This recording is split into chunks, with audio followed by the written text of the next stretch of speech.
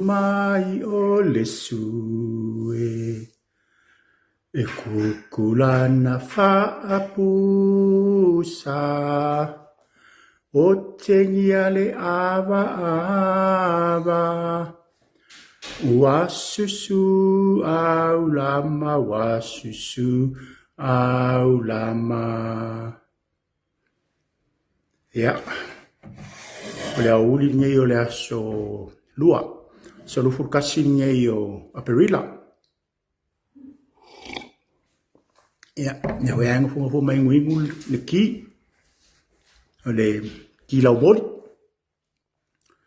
Ya. O le sa o maka weanga mu whaika kala i runga le. Por kala mea la fionga ya se umanu. Ia po la fionga ya fonga mua. Ia malangkengi o lilo maiava maina vai. Ia se tulo le swafa lilo maiava. O e ser manga i o le o winga ia mo meo kaka fasala. Pela la fionga ya fonga mua. O winga ia mo kaka fasala u lau fa interview. E so se kai mea lua kore fesiri. Au ka ika le anu e kari fesiri. Ia e kaulawa o nga mo ko yo ka manga fa o mai wai kai me o so mai fu fesiri ia se fesiri ia e winga ia ka ika mo ka ainga mo ka ola. Ia ka hula ka manga fa le karingo fesiri. O le memo mua, o le wa fesiri sa o la wala fionga ia fonga mua. Ia maina vai, ia po le are kulanga wo o ia le kulanga le fa malolo inga ia por suspend le o sionga ali, ia la fionga ia nanai. Ma ia fesiri ia fonga mua. Ai pe o fa yaku. E kakau o nga mga whangawhale ka kari fesiri. Ole me sa kau nga kari e ia mainga vai. Sa kau wapea, ia. Kaluma ia o nga kupu mai le whale tonu i siu tonu ia nanai, ia peua kiri la whale kongo siu ainga me whapenga, ia whapupu, whapupu. Ale me renga whaiangi, makua i whasawan, whalaunga a koa, vai. Ele i whai aku se si o mākou a mea e o e whaingi sorkula fongo se i kuro na wada fionga anai. Ma ele a se singa sau ka umai rumo o le media le mea kupu. O e lava mai na mai e sa o ele kalanga e whaiangi. Kalanga wha meu wha maisi o koro e ki oi. O e anga le o kupu o ke leo mea mo o e whai anga le o kupu o le leanga o mea ma wha le kongu mea kanu oi. Leo whai mai sa o se o koro ko ki kia wha pia mai. O lo nguku anga kau kalanga le kupu. O le wa fai mai le saunga a maina wai. Ia. O kari fesiri le a whangamua. Ia on mele wila maa inga taluan tupu lau to wha whangamua ua. Ti le la wala whai inga maa inga o nga ua. Pei o sunga ia. O le tamara inga ia. Nanai sa wha moe ia. Koko nginga o lau me wa penga a wa ia. Ia wa ia whaingo whaatau me wa penga. Ia o nai ia o ia ko ngia lau ma ko ngia piliu. O siau whangau le iu miske ia mo pili. Ia wa ia o whaatau ia. Ua makua i bole lava fo i le wa kire lava le whainka le wa ira maa inga karu mai o kupu mani mea ia nai. Ia o lesi mea ia wa whaingei wa leise fa sosoangi ia mako fongo fa vai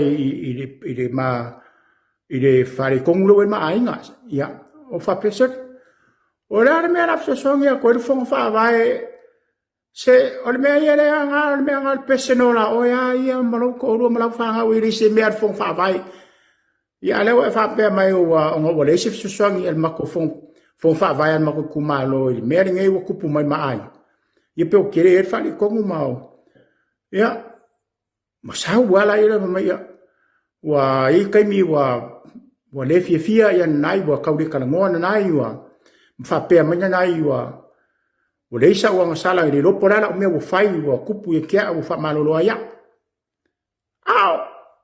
Ao ea menga vai ngai sau o ea ngai sau ka o mai o yanga o lo nguku anga sau ka o mai kangaka i le media mangarenga mafua o ngai loa nga me e winga i siu korua ya nanai ia o le mea nga ia o saia e maria ia o me nga vai o paua e se mea nga mako e se mea nga le fon fa vai e fai aku le fale kongo le lava lo fasoa o le mea o rua ia i se mea ra kau mai fu malau mai fu au ngasu maula pisi lunga i o le fa no ka an mea fai o fesili mai na fionga le ko fai a fonga mo fai o fia na ka ia la usunga fonga mo ia o kalon kula i mele ia nai ia o bo ia si fale kongo cho ma ai nge vai kau ia uma that's it enough ai le fa pela la le ko ngi o lon ma o fale kongo ko inga pidio ka mai kia onga wa ma lau mai fu ko mea wa le lava le ama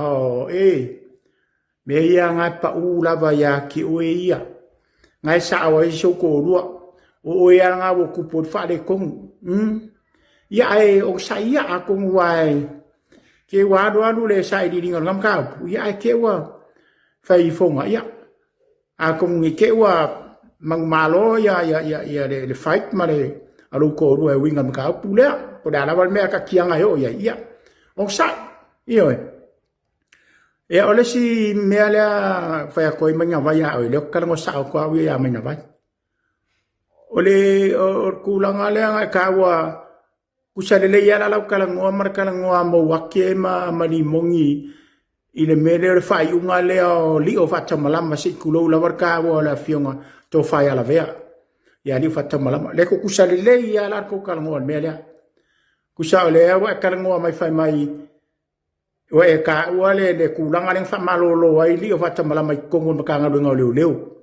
ye por tribunal le ale le fai le fa malolo ai li a le mele ku pungi o le famsion nga fai ngele nga ave mai ko lea nga kua i ai nga e le siwa nga i ko ongo le la vea la fianga panmia o le woma ia le sia nga sala e solo ia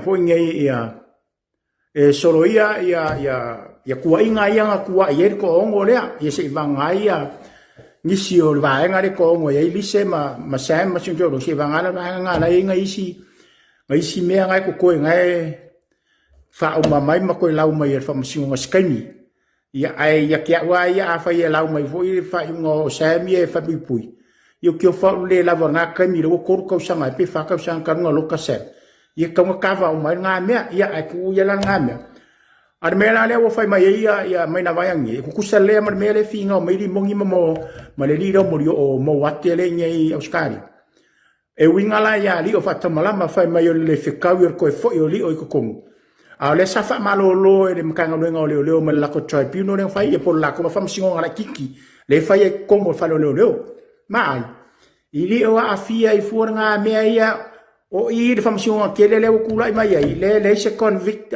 le convict dia ya le sto fai ala vea ya li o fata malama e lo fa ma ngia sang so kula fongo no winga la clean la mama ala fikau ar kan ngoa mai e mangu HRPP ara kan ngoa mai na vai ai ese lo fie ma nga yo fisilia fonga mua ku sa ku fisilia fonga mua i me ngai ia kan wa manga fonga fa le kalingo ofisili awa le lo ma ka ngoa e ma ko ai e kan ngoa mai fo i le palmia le anu New Zealand ia se ku ia